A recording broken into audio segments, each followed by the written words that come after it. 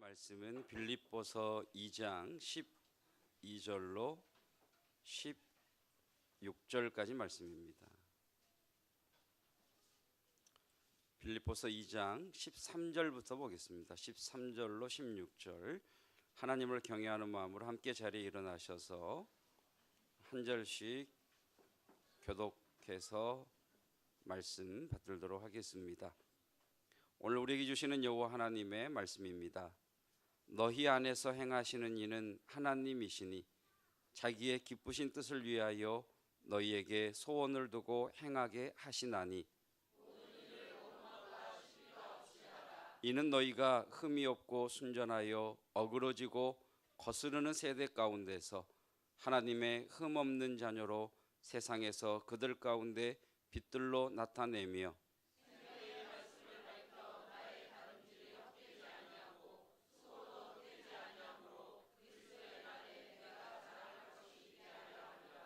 아멘. 하나님의 말씀입니다. 자리에 앉으시겠습니다.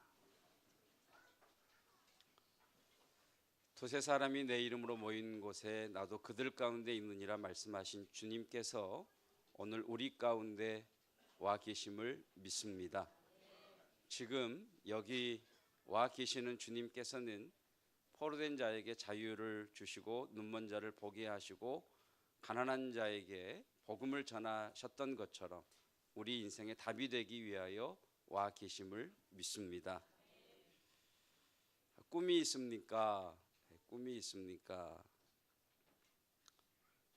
오늘은 꿈이 있습니까? 두 번째 시간, 꿈이란 무엇인가에 대해서 말씀을 드리겠습니다.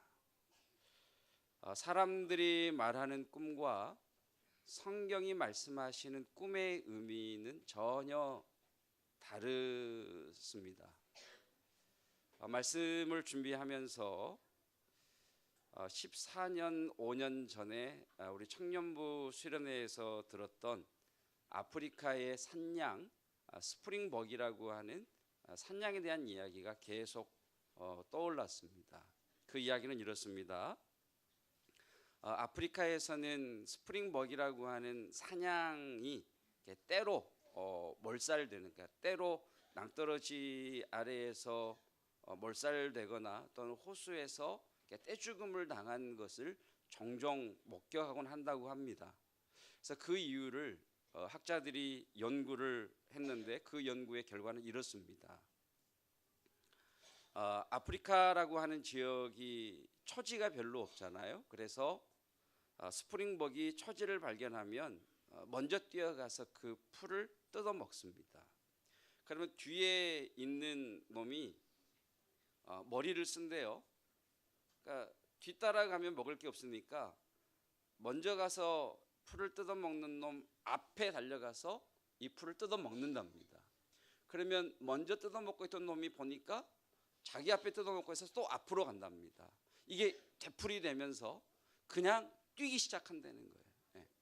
그러니까 처음에는 풀을 먹기 위해서 뛰었는데 그 다음부터는 왜 뛰는지도 모르고 앞에서 뛰니까 뒤에서 뛰고 뒤에서 뛰니까 앞에서 뛰고 그렇게 속도가 붙고 가속이 붙어서 이게 무리를 지어서 뛰다 보니까 앞에 낭떠러지가 있고 호수가 있음에도 불구하고 멈추지 못하고 낭떠러지 아래 떨어져 몰살되거나 호수에 빠져 몰살된다는 겁니다. 이 이야기를 생각하면서 오늘날 많은 사람들이 어쩌면 목적도 없이 꿈도 없이 저 사람이 뛰니까 나도 뛰는 삶을 살고 있는 것은 아닌지 그런 생각을 해보았습니다. 여러분 2016년 정말 열심히 잘 살아오셨는데 2017년에는 올바른 방향과 목적을 향해 뛰어가시기를 축복합니다. 꿈에 대한 사전적 정의는 사람이 어떤 일이 이루어지기를 바라거나 꾀하는 것 이렇게 정의를 하고 있습니다. 사람들이 어떤 일이 이루어지기를 바라거나 꾀하는 것 이것을 세상은 꿈이라고 이야기를 합니다. 어린아이들에게 묻습니다.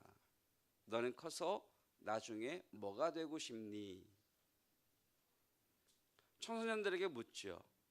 꿈이 있니? 꿈이 뭐야? 몇 해 전 아들 중학교 졸업식장에 갔는데 그 부모들이 기다리는 그 강당에 중학생, 중3 졸업생들이 장래 희망을 연을 만들어서 그 연에다가 장래 희망을 적어 놓은 것을 제가 쭉 본 적이 있습니다. 아이들이 적어 놓은 장래 희망은 대부분이 안정된 직업이었습니다. 제일 많은 게 검사, 변호사, 사업가, 연예인, 공무원 이런 것들이었습니다. 젊은이들에게 묻죠. 꿈이 있습니까? 너 꿈이 뭐니? 그러면 몇몇 젊은이들이 자기의 꿈을 이야기합니다. 그런데 여러분, 그 꿈을 자세히 들어보면, 그 꿈을 들여다보면 그 꿈을 꾸는 이유는 자기 자신을 위한 겁니다. 장래에 편안한 삶을 살기 위해서, 더 나은 삶을 살기 위해서, 안정된 삶을 살기 위한 것을 꿈이라고 이야기를 합니다. 사람들은 장래의 희망, 장래에 되고 싶은 것을 꿈이라고 이야기합니다. 그래서 나이가 들어갈수록 나는 꿈이 없다라고 이야기를 합니다. 우리 옆에 분에게 한번 물어보십시다. 꿈이 뭡니까? 네. 아마 나이 드신 분들이 이럴 겁니다. 난 꿈이 없어요. 옛날에는 꿈이 있었는데 지금 꿈이 없어요.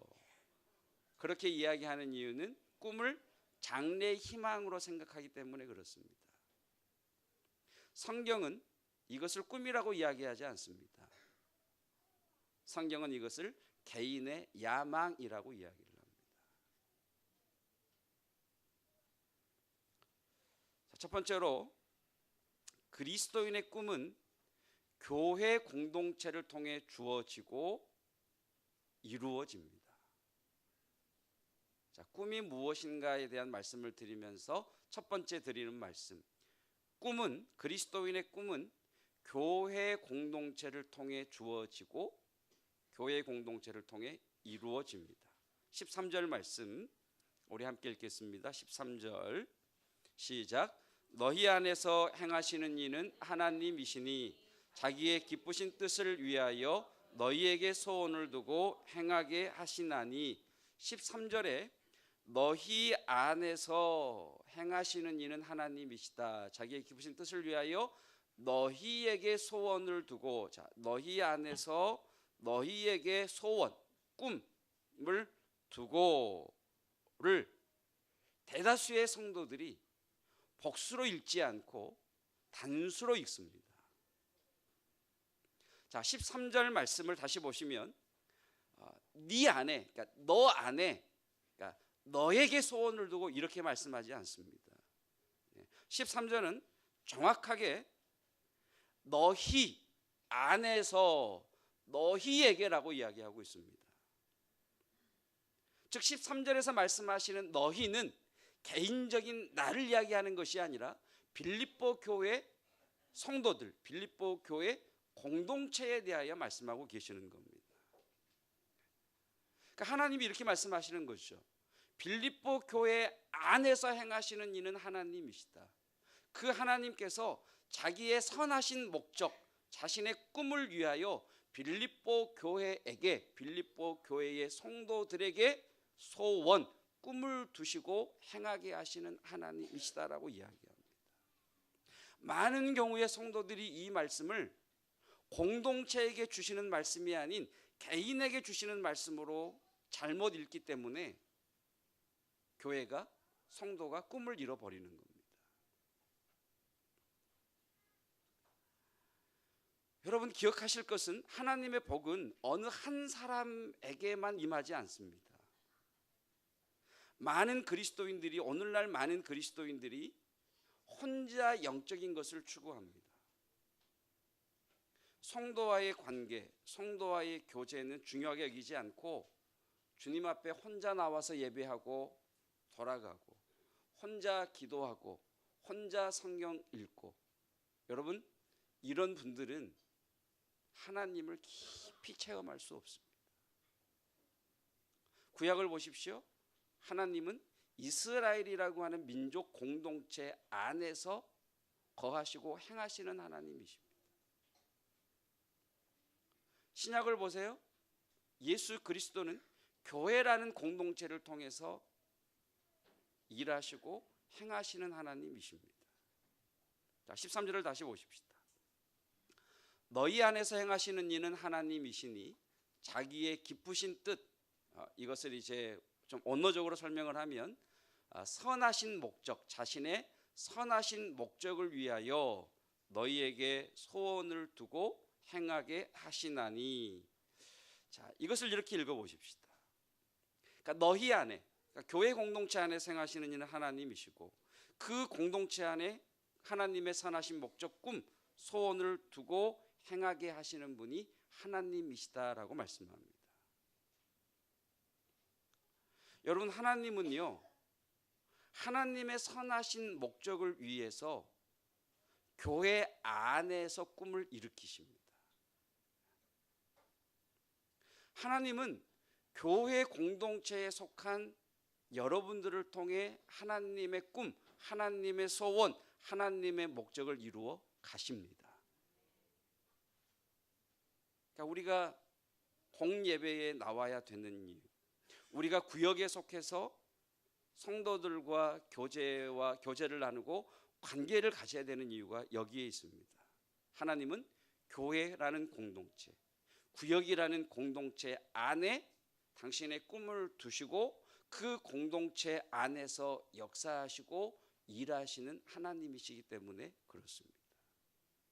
공동체를 떠나 개인적으로 절대 하나님의 꿈을 이룰 수는 없습니다. 제가 물으면 예수님을 전하기 위하여 이렇게 대답해 보십시오. 연습 한번 하겠습니다. 시작.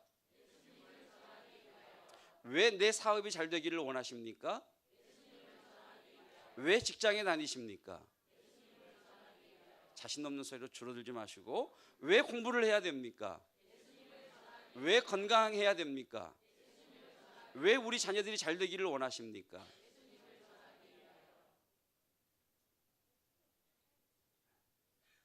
네. 여러분, 성경은 우리 안에 두신 하나님의 소원을 꿈이라고 이야기합니다. 세상은 자기 야망, 내가 되기를 원하는 것, 그것을 꿈이라고 이야기하는데 성경은 그것을 야망이라고 이야기를 하고, 성경이 말하는 그리스도인들의 꿈은 하나님의 소원입니다.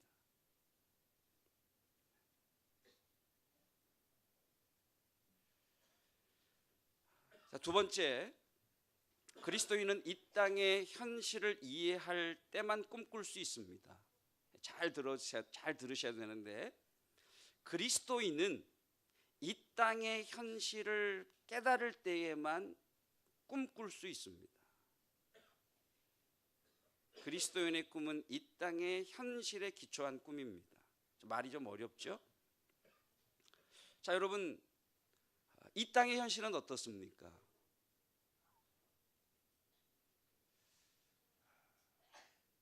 여러분, 세계적으로 우리가 인권을 많이 이야기하는데, 여러분 뭐 교회의 뭐 인권을 이야기하기도 하는데, 여러분 세계를 보십시오. 여성의 인권이 말살되고 있고 어린아이들의 인권이 말살되는 곳은 전혀 복음이 들어가지 않은 곳입니다. 우리가 선교해야 되는 이유가 여기에 있습니다.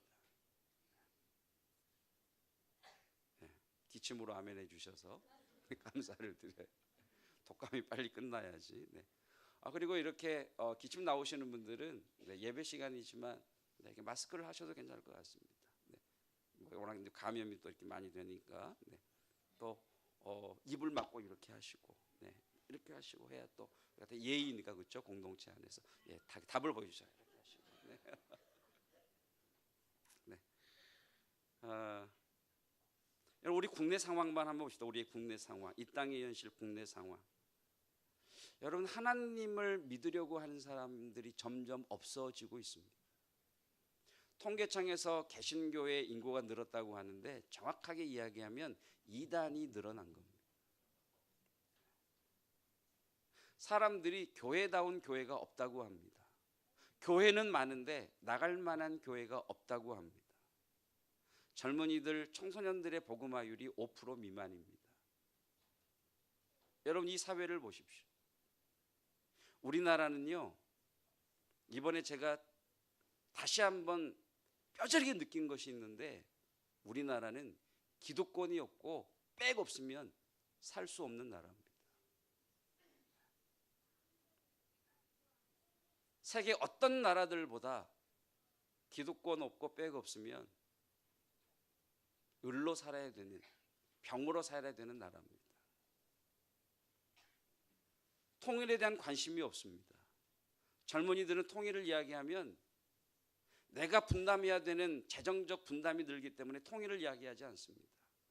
나이 드신 어른들은 사상 문제 때문에 통일을 이야기하지 않습니다. 계속해서 반목과 분열 가운데 이 사회가 가고 있습니다.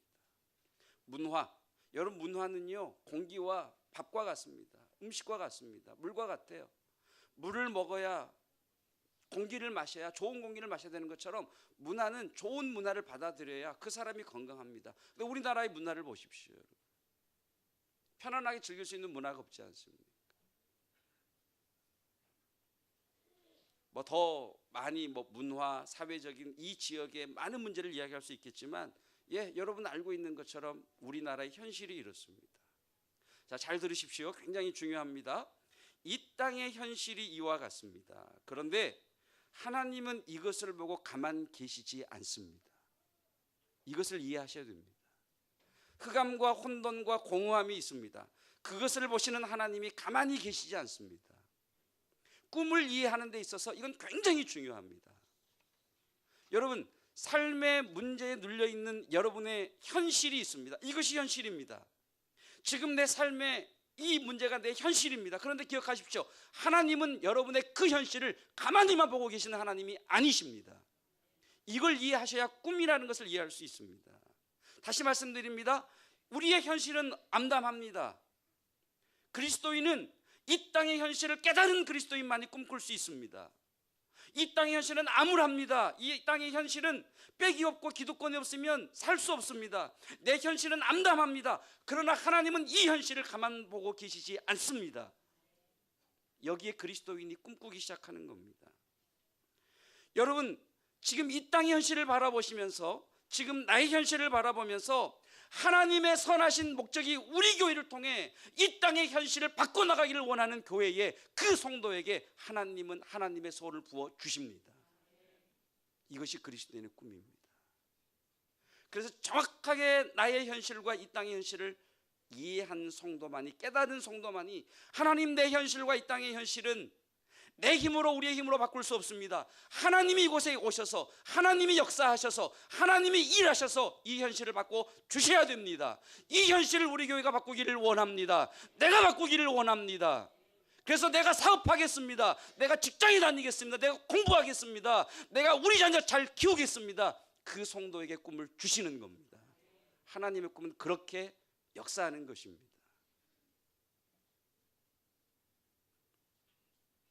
여러분, 내가 딛고 서 있는 이 현실이 너무 참담하고 어두워서 이 현실 가운데에 비치신 예수님께서 임하셔서 일하시기를 소망하는 교회와 성도에게 하나님은 꿈을 주십니다.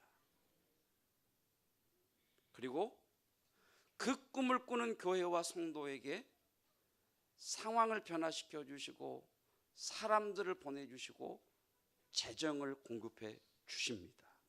왜요? 우리의 야망이 아니라 하나님의 목적, 하나님의 꿈이기 때문에 그렇습니다. 우리 교회의 존재 이유는 뭘까요? 여러분 나눠드린 유인물을 좀 보도록 하겠습니다.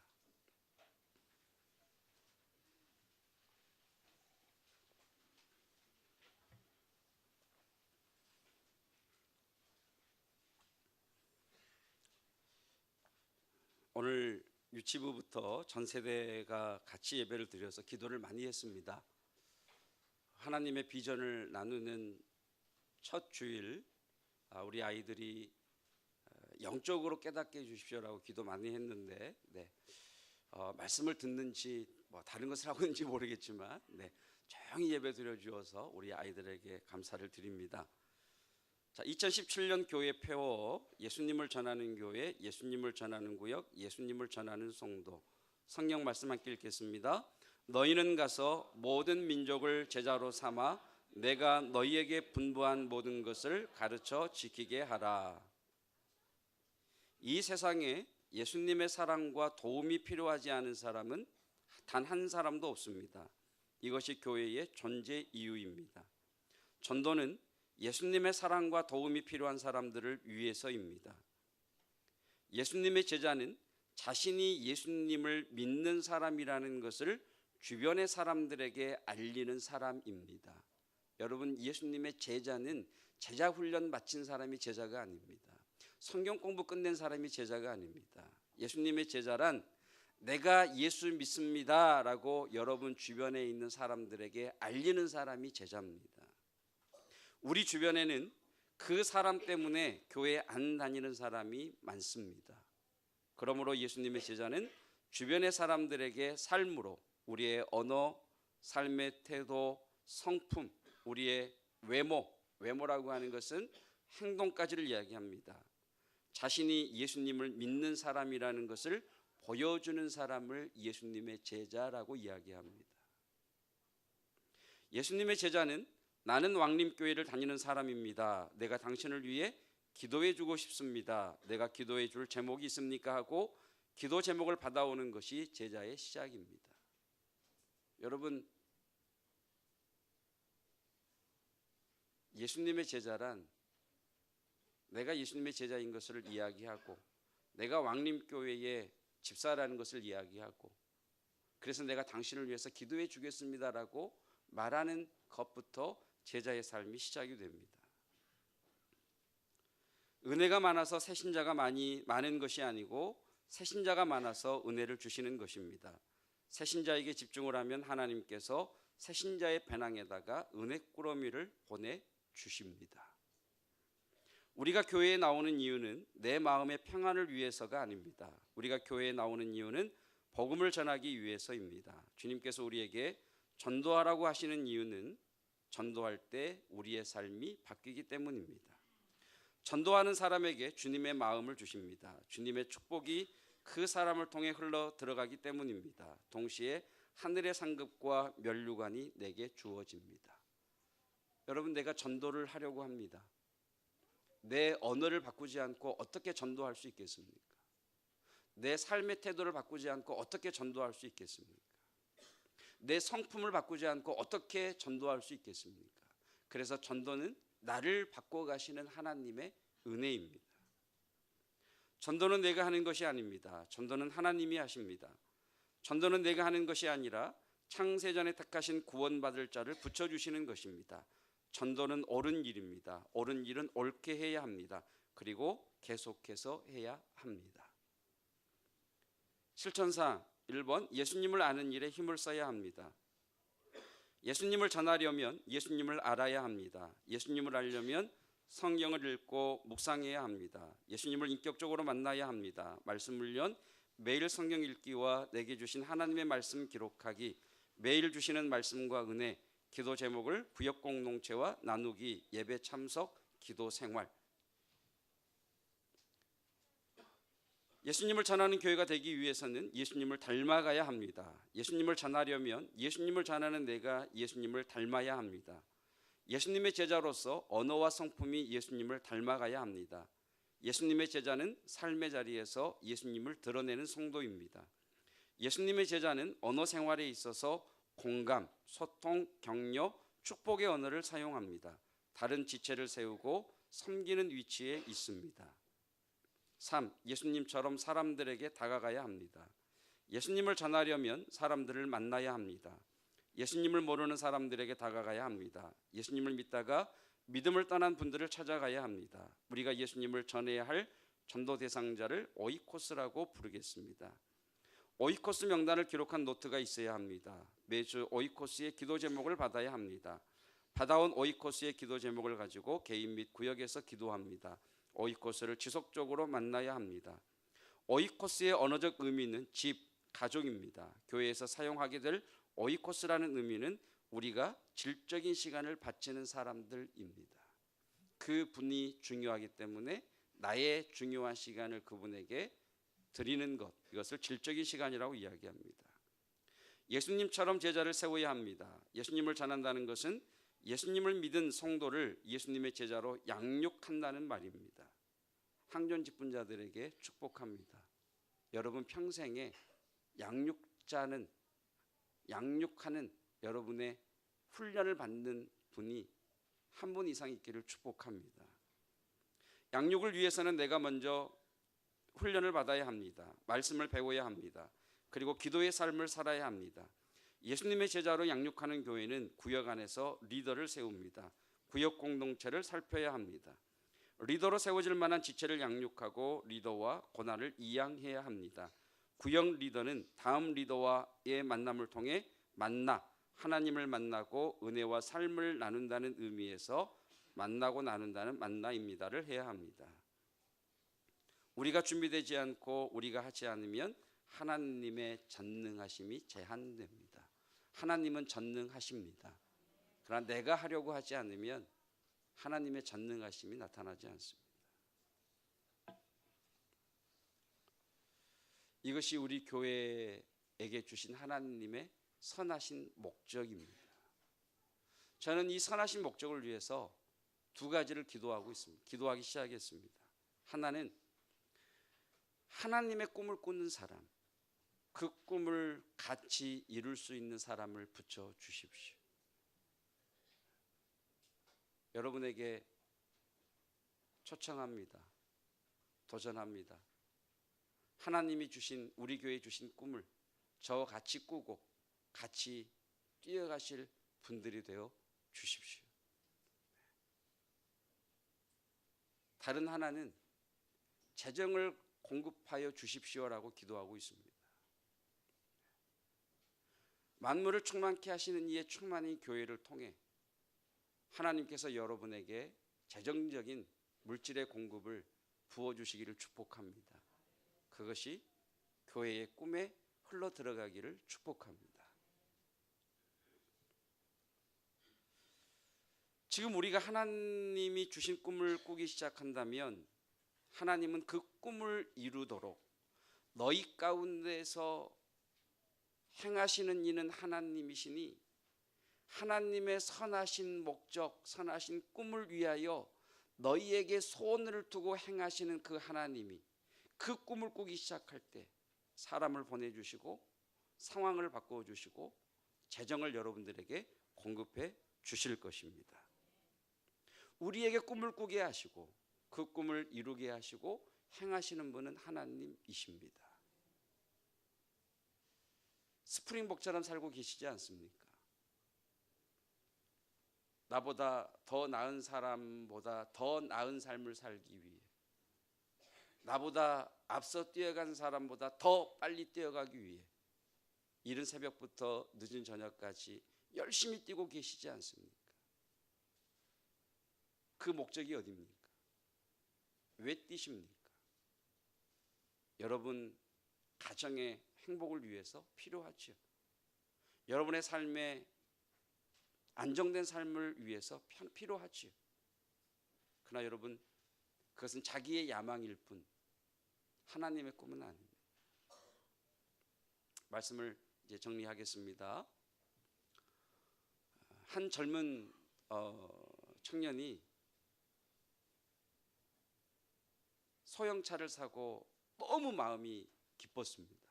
그래서 목사님에게 찾아가서 목사님 요즘은 살맛이 나요. 너무 행복해요.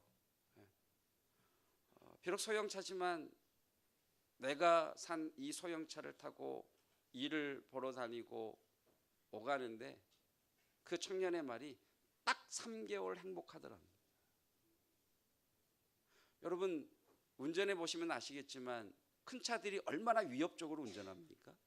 외제차들이 얼마나 위협적으로 운전합니까? 그러니까 작은 차를 몰고 가면서 위협을 받을 뿐만 아니라 자기 마음속에 점점 만족함이 사라지더랍니다. 나는 언제 저 차를 타지? 나는 언제 외제차를 끌지? 예, 스프링복처럼 뛰어가는 겁니다. 그러다가 인생이 끝나는 것이겠죠.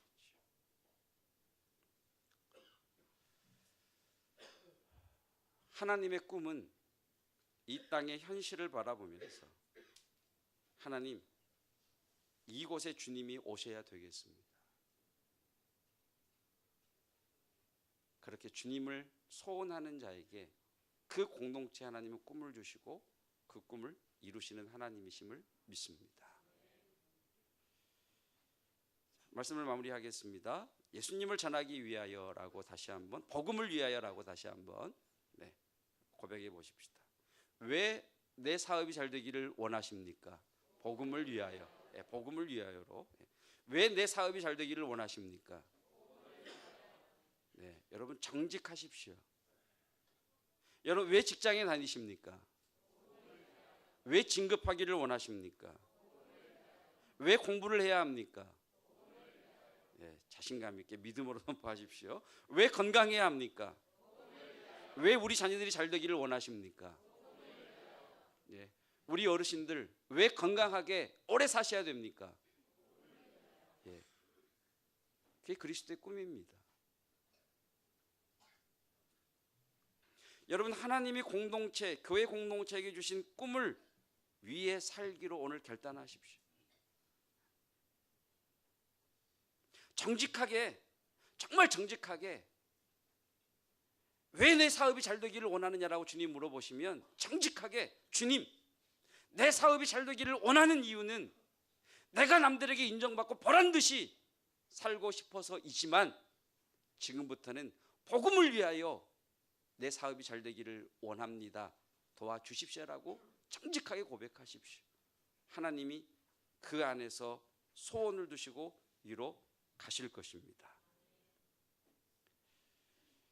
함께 찬양 올려드리겠습니다.